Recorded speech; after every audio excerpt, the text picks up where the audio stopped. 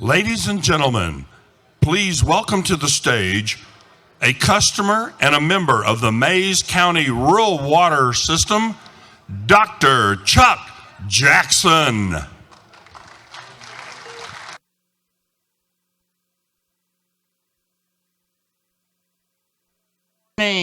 Wow, are we delighted to have you here in Oklahoma for this conference. We have had the opportunity to visit with you in New Orleans about 6 years ago, and I've been looking forward to this day for quite some time. The Sooner State is known for its hospitality, and I hope that you've been treated well here, with the exception of those of you from Texas. This time of year, Oklahomans and Texans have a little bit of difficulty. I do about a third of my work south of the Red River, and whenever I venture south, the people from Texas always have something smart-aleck to say about the land of my birth. I'll never forget a few years ago, I was working with school superintendents in Dallas, and I'd poured out my heart for about a half day, and this Texas superintendent came up to me and said, "Doc, I understand you're from Oklahoma, buddy." I go, "Yes, sir, I am." He said, "That Oklahoma's all right, and I'd get up there and visit you people a lot more often, but frankly, sir, I just can't handle the time difference." And I look at him, I go, "Texas, Oklahoma time difference?" He goes, "Yes, sir, cross that Red River, pretty much have to set your watch back about 20 years. A few years back, I was working in Tyler, Texas, out in the eastern part of the state, and I thought I was in front of a very warm, hospitable group of humans because they were foster parents. Do I have any foster parents here today? Bless you. They accept into their home very difficult to place adolescents with special needs. Now, wouldn't you think that these would be the most compassionate humans you could meet? Well, after my talk, this Texas foster dad comes up and he goes, "Doc, I understand you're from Oklahoma and you got you a background in psychology." I go, "Yes, sir, I do." He said, "Well, you probably know this already, but I thought I'd ask you anyhow. Sir, do you know how a divorce in your home state of Oklahoma, sir, is very much like a tornado?" I said, "Well, no, how is that?" And he said, "Well, either way you look at it, somebody's going to lose them a trailer house."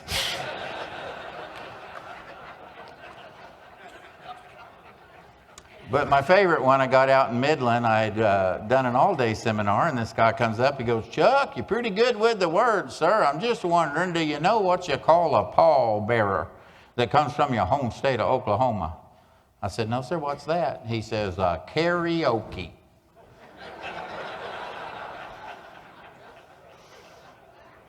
Now, I'm a pretty polite guy, and I don't tend to fight back, but I did want to know, do you know the difference between Oklahoma cowboy boots and Texas cowboy boots? Well, in Oklahoma, you'll find that the manure's on the outside of the shoe.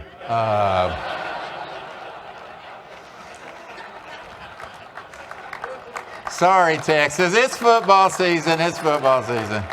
I can't be held responsible. Well, have you been here long enough to see our license plate? Native America. Many of us have Native American backgrounds in Oklahoma, and I'm no exception. Some of my ancestors came down the trail of many tears to relocate in this part of the country. I'm very proud of that heritage. I am living in the boundaries of the Cherokee Nation. We have over 40 Native American tribes that have their capitals in our state. I can't speak my native tongue very well, but I do know one word that I wanted to share with you this morning, "Ocio," and that means hello. I recently learned another Cherokee term. Do you know this one? It's called vegetarian, and the English translation is lousy hunter, is what that one means. I also have European heritage, and some of my folks were pioneers who came out west. My Cherokee friends are always teasing me about being mixed blood. In fact, one of my Cherokee friends says, "Chuck, I only have 3 things against people of European descent." I go, "Really? Only 3? What are they?" And she said, "Well, they're overfed, and they tend to be oversexed. But my biggest problem is they're over here." But from the tradition of my frontier ancestors, I'd say howdy do you today. You see, I live in the northeast corner of the state in a little community called Strang. Have you ever heard of Strang, Oklahoma? You spell it S-T-R-A-N-G, like a piece of twine. Strang. I didn't always live there. I was born and raised down the road in beautiful Tulsa, which one of my Texas friends pointed out is a slut spelled backwards. And I had really never looked at the road sign in the rearview mirror before, but I moved to Strang when my kids went to college, hoping they wouldn't be able to find me, but you know how college students are. They will hunt you down for that tuition and book money, and I'll never forget the first weekend that my son came home from the University of Oklahoma, and he saw Strang for the first time. He looked at the main street, he looked at the name of the town, and he goes, "Dad, historically speaking, when did they drop the E?" The boy's a lawyer. But we are a proud people with a strong sense of rural heritage and values, and we're really pumped. Do any of you like the TV show Shark Tank? One of my neighbors is going to be on this season of Shark Tank. He's invented a combination infant seat and teething ring, and he's hoping to secure funding. Some people say they think it's a seasonal product. I don't know what they're talking about. But if you have opportunity to interact with rural Oklahomans, you're going to want to be able to speak the language. And at Strang, we have a language that we call the Strang twang. And it's pretty thick. A buddy of mine's a highway patrolman, and he said his very first stop was in Main Street, Strang. And he pulled over this guy in an old rusty pickup truck and walked up to me and said, "Good morning, sir." He said, "Do you have any ID?" The guy goes, "About what?" If you'll explain that to the folks from New York, I'd appreciate it. I was up there one time, and I was kind of embarrassed. I was speaking at the Capitol, and I wasn't real sure how to pronounce the name of the community. And I'd heard some people say Albany, New York, and some people say Albany. I didn't know what was right. So the night before my talk, I'm having dinner, and this lovely lady brings me my food, and I said, "Ma'am, I'm not from these parts. I'm just wondering, how do you folks pronounce the name of this here place?" She looks at me and goes, "Burger King?" But I thought I might be able to help you folks out during your visit in Oklahoma by showing our mother tongue in writing. These are some literacy exams that we give rural Oklahoma children to make sure that they can read and write their mother tongue. If you can decode that, I invite you to read that aloud with me. That says, the first word is emmer. Emmer ducks. Em or not, it's an argument. Em or not, oh, yes they are. See them wings? L-I-B. Em or ducks. You okay with that? Let's go to the second grade reading passage, please. All together. Em or snakes? Em or not? Oh, yes they are. See them. Very good. See them itty bitty eyes? L-I-B-M or snakes. And I'm a lifelong educator, so my favorite level is level 3. Can you read that with me? Em are educators. Em are not. Oh, yes they are. See them empty wallets. L-I-B, em are educators. Well, we're not going to have any language problems. You all did great with that. But one of the joys of a conference like this is the opportunity to meet new people and to network. And I have brought you a getting to know you activity. And if you've not discovered this book on your own, I highly recommend it to you. It's called The Book of Questions. It's written by a biophysicist by the name of Dr. Gregory Stock. Dr. Stock says in America today, we really don't come to know our friends and neighbors on a very deep level. I mean, really, what are most of our conversations with others like? Hey, how you? And you know the response before you ask the question. The response is, fine, how are you? And we say fine in return. Dr. Stock says, no, we have to know each other on a deeper level than fine. So he's written books that contain hundreds of questions that you can ask somebody in order to get to know their personality, character, and value system. So shall we start with a few of those this morning? How many of you here gathered would be willing to eat a cereal bowl of live crickets for $40,000? Where are my takers?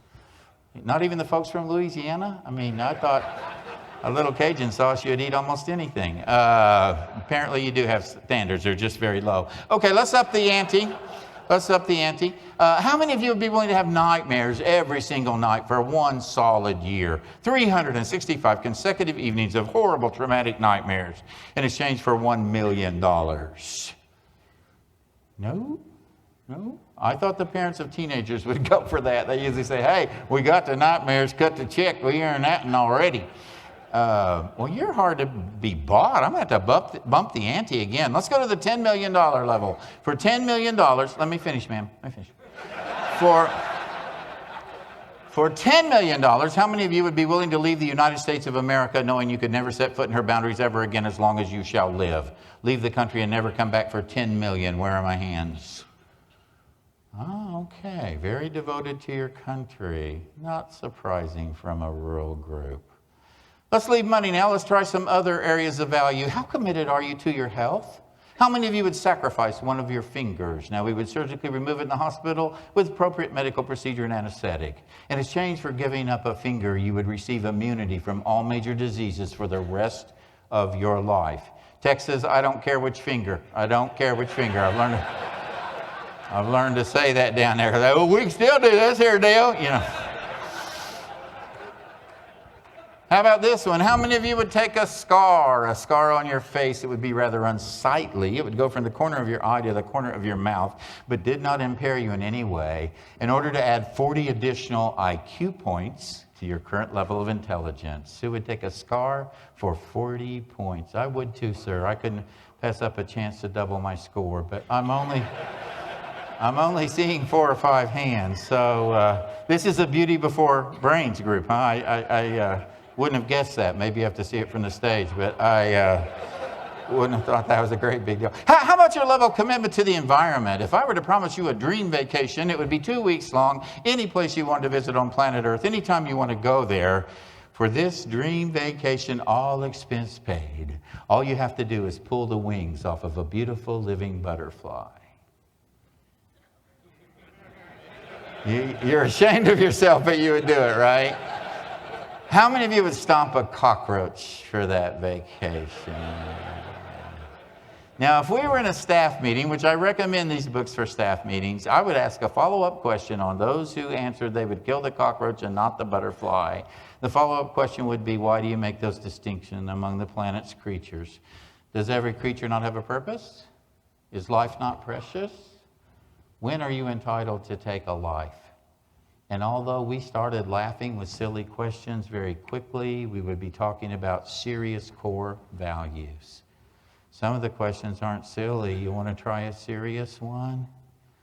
If you could know it this morning, how many of you would like to know when you're going to die? How much time you have left in this world?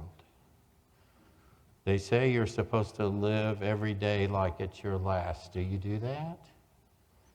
I mean, I'm pretty sure if I knew I were checking out in the morning, I'd not be doing this conference today. I'd be out charging things on all my credit cards today. I know what I'd be doing. Okay, you're a good group. I'm going to lay the toughest question in the book on you. How about this one? How many of you would be willing to murder an innocent victim? If you knew by taking that one innocent life, you would end world hunger from our planet. Do you know the stats on that? 24,000 humans die every day because they don't have enough food in their bellies, and 20,000 of those are innocent children. If you would take one innocent life, that would never happen again. Who might do that?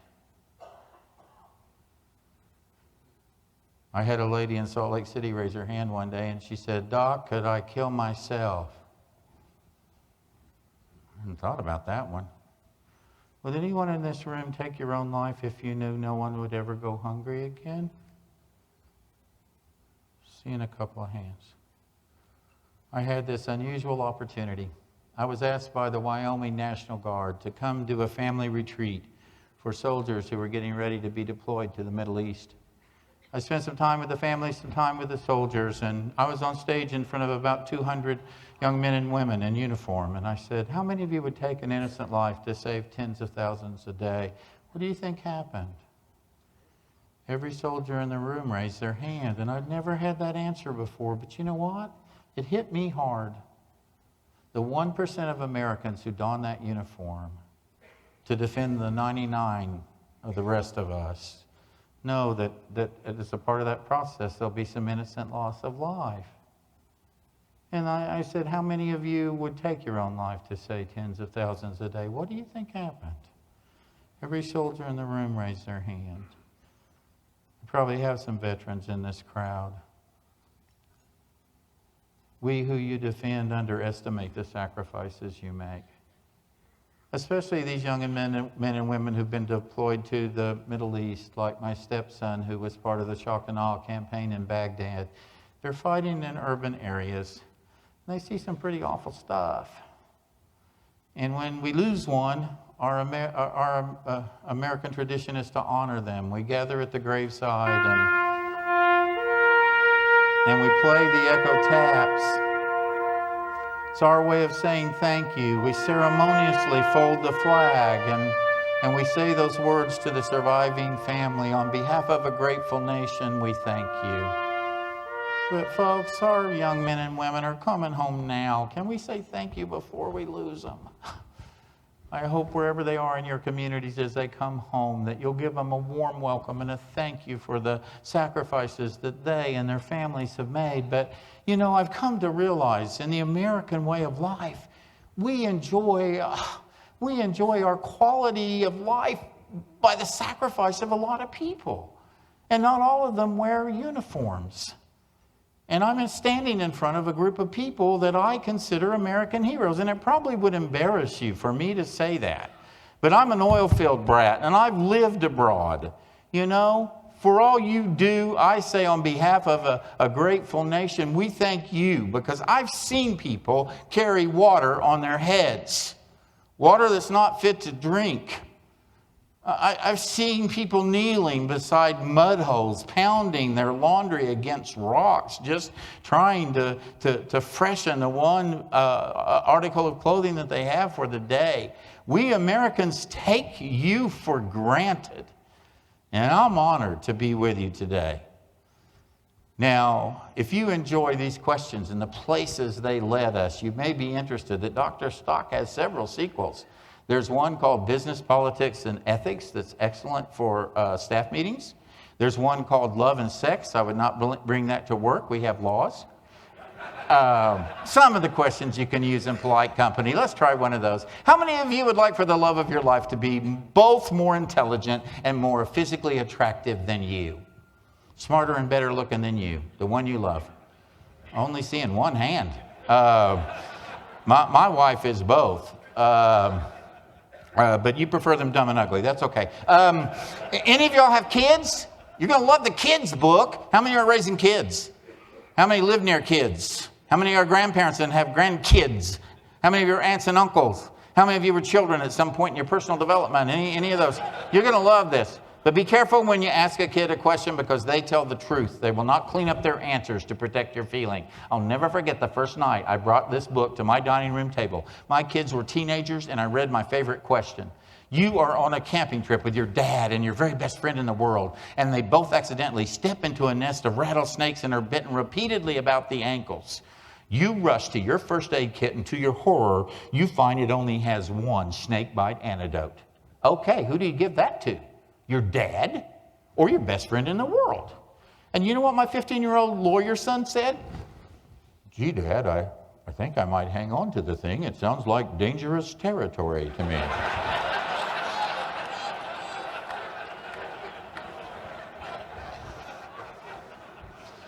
Well, we're here today, friends, to talk about leadership. And the first leadership that many of us exercise are in our families.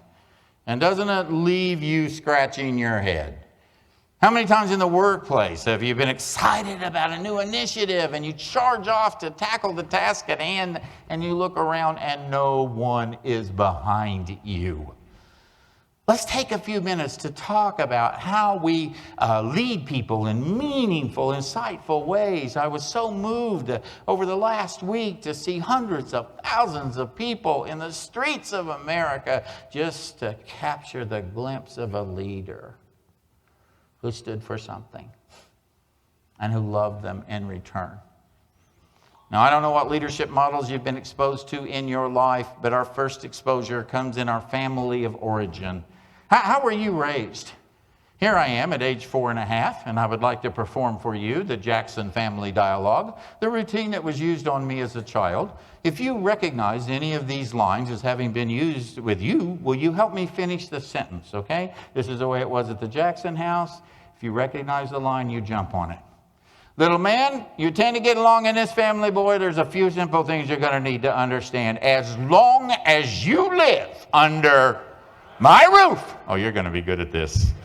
You will do exactly as I say when I say it.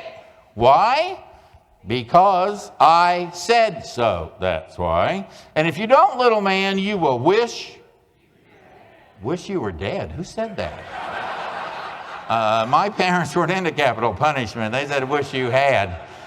But I tell you, when I get in Texas, I hear those lines, wish you were dead, boy, wish you'd never been born. Son, I brought you into this world, I take you out.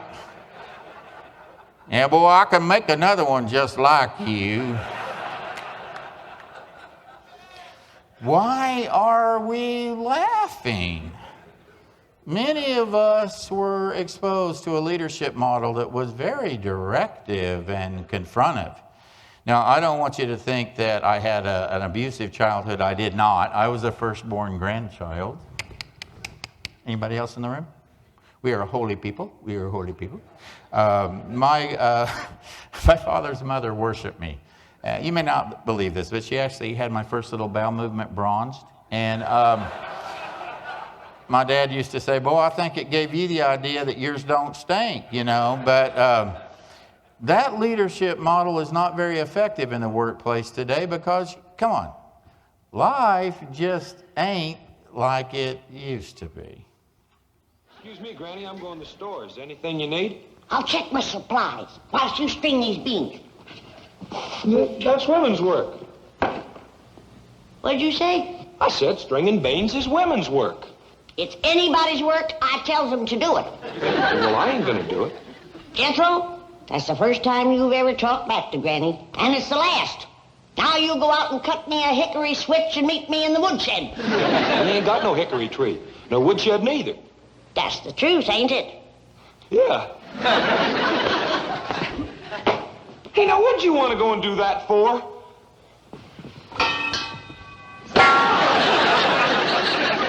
Do you want to string beans or do you want to stand up for your meals for the next few days? I want to string beans. Let's do it.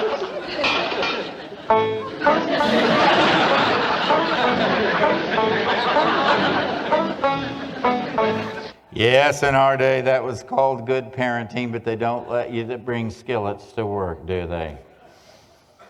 So let's process a little bit about how the leadership model in our country has changed and what that means for us today.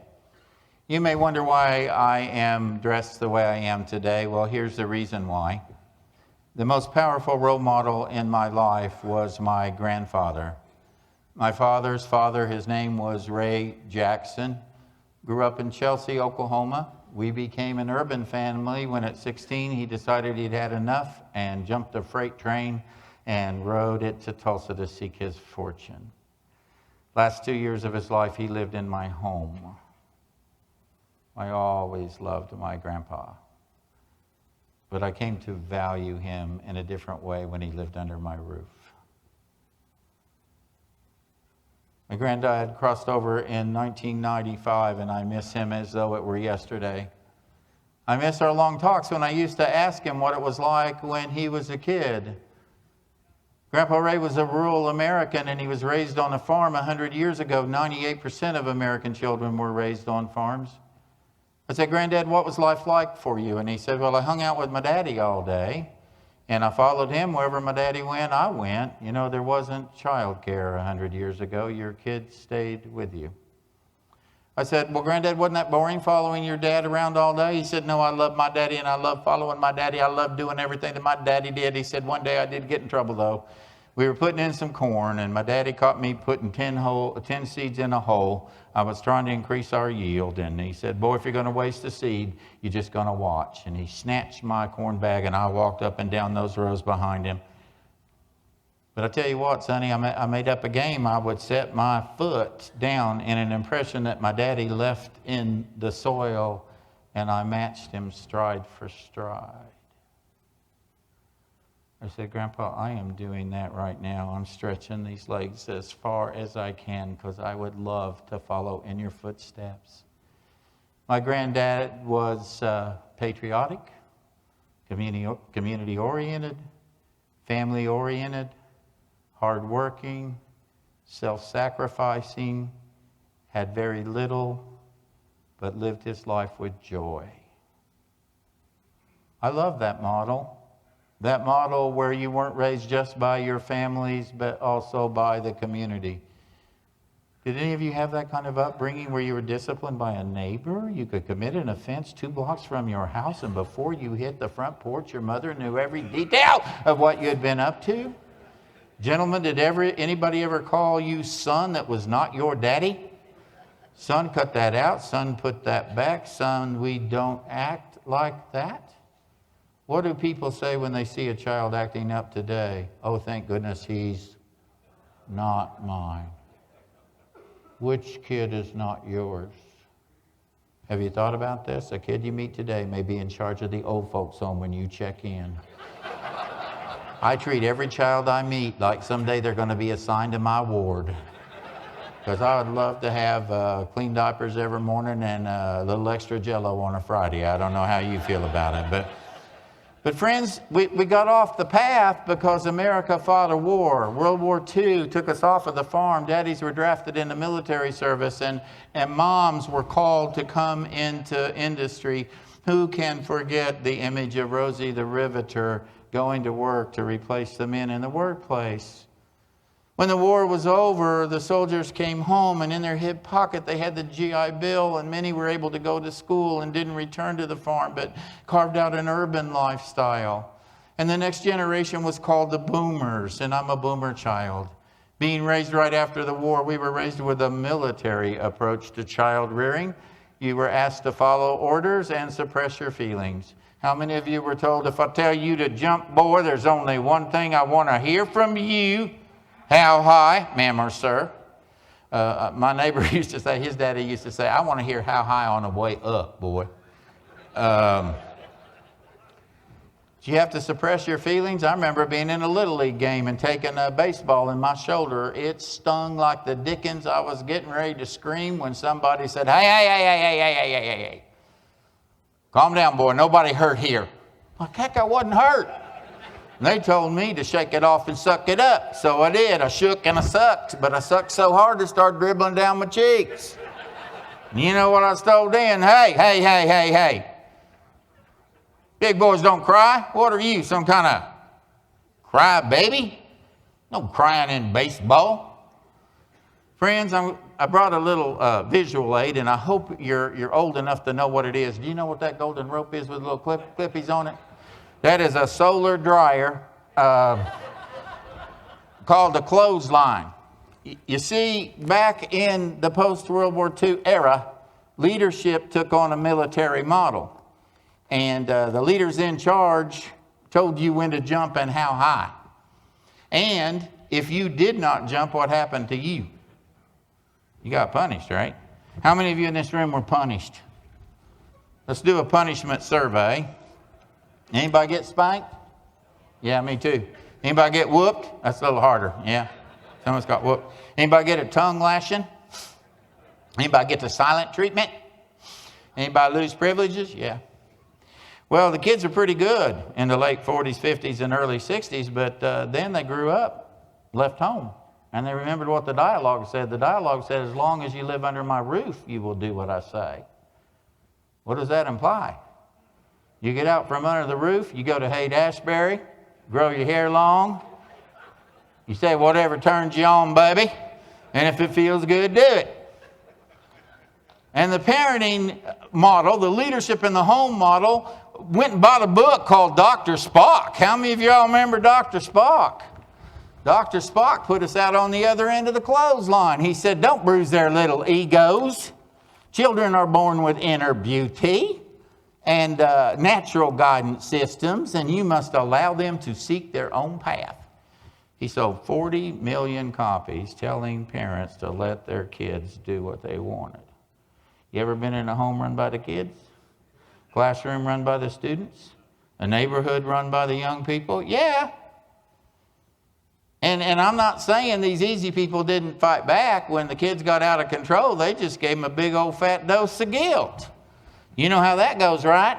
After all I've done for you, how could you treat me like this? And is it too much to ask? Okay. People raised with these two models are now managers. We still got some drill sergeants in the workplace who want to take names and kick butt. We also have some hippy dippies that try to keep everybody happy all the time.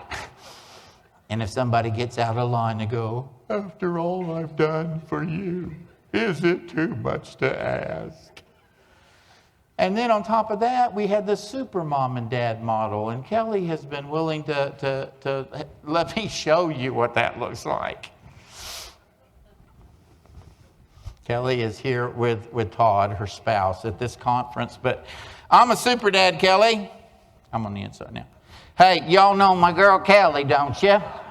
Well, the girl's going places. You know how I know, don't you? I'm taking her there. She's been selected for the Gifted and Talented program. She's part of the early search from Purdue. I don't know if I told you she's playing soccer, scored a goal last weekend. She's in ballet too. There's a recital next weekend. Hope y'all can come. These parents orchestrated their lives and did everything for their kids, and their kids never learned to stand on their own 2 feet. Why? Because if I start shifting the weight toward Kelly, it's going to be hard on both of us, isn't it, Kelly?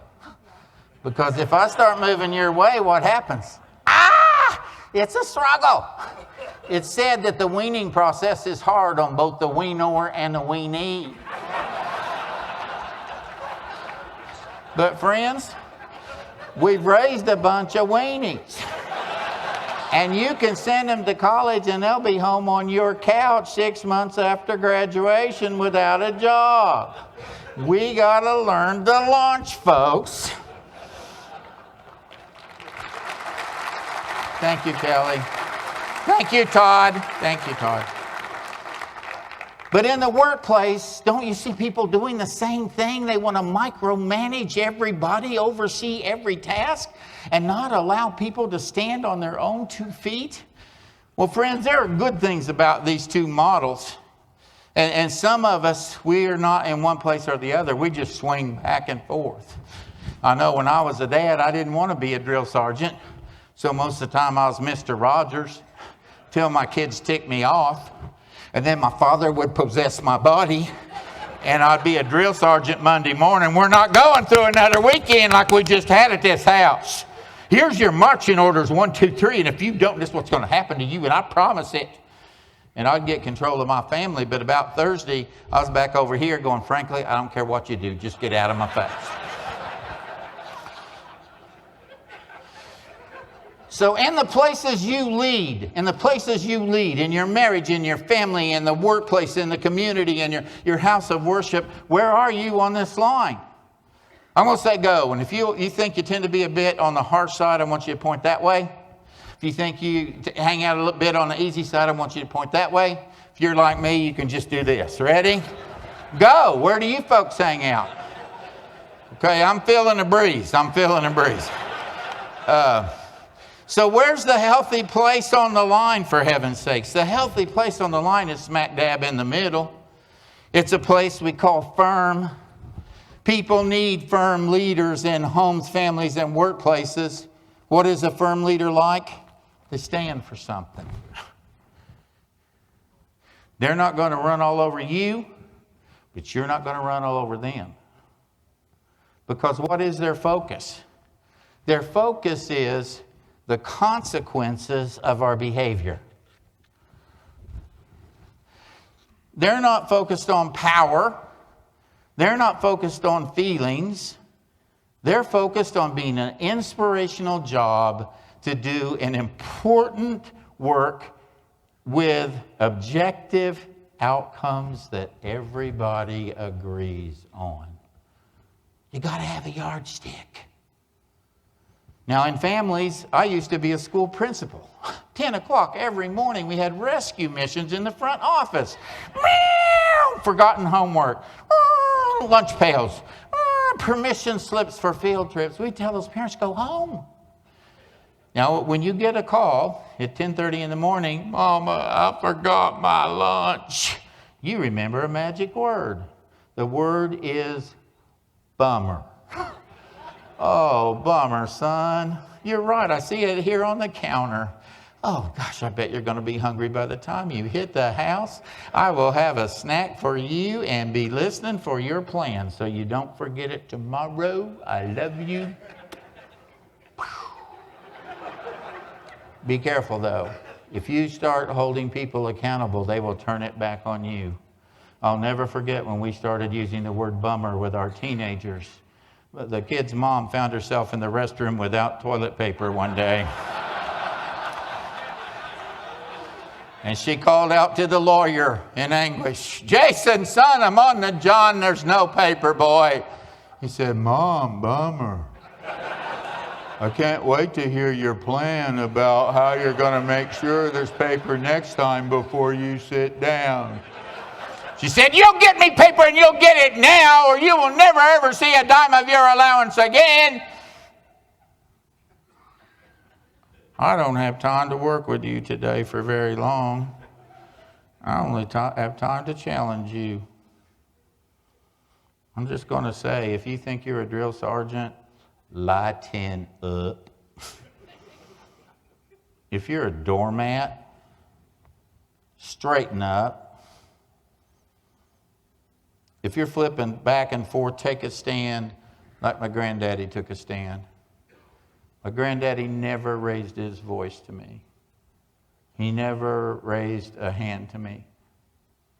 He led me by example and by loving me so much that I would never want to disappoint him.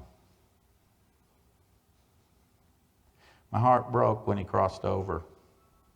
I realized that when he lived with me, I took him for granted. See, my grandpa used to get up at the crack of dawn. He'd get up with the chickens even though I don't have chickens. And he wouldn't be quiet about it either. He'd go out to the kitchen and start banging stuff. And I don't know what the old man banged because he did not cook. But he'd put on a Mr. Coffee and start it brewing. Then he'd go to the dining room table and say his morning prayers out loud, real loud. So there was no sleeping in with Grandpa. But after he crossed over, I'd wake up in the morning and my house was too quiet. There was no banging and clanging and no smell of coffee and no morning prayers, and my heart was aching. And one morning I walked up to that picture hanging on the wall and I said, Granddad, I'm afraid I took you for granted. I know what you were doing. You were just asking for time with your grandson. You knew how busy I was. You knew if we were even going to have a cup of coffee, it had to be early. So you banged and you clanged, hoping that would rout me out. And if that didn't work, the smell of coffee might draw me in. And if that didn't work, you were going to pray my butt up. Now, what am I supposed to do now, Granddaddy, without my elders?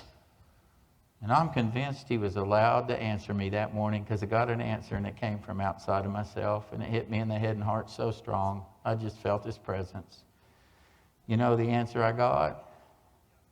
Sonny, it's your turn now. And so now there are 10 little ones below the age of 12 who look at me as I stand in my bibs, and they don't call me doctor. They call me Grandpa. And I feel the burden of passing on to them what he passed to me. My granddad used to say, life can be tough, Sonny, but it's been said that it is far better to light one solitary candle than it is to curse the darkness. And I don't know how you feel about our world today, but I see a lot of darkness. And it makes me want to cuss. But what do you say we don't? That we seek the light and we share it because it's our turn now. God bless you.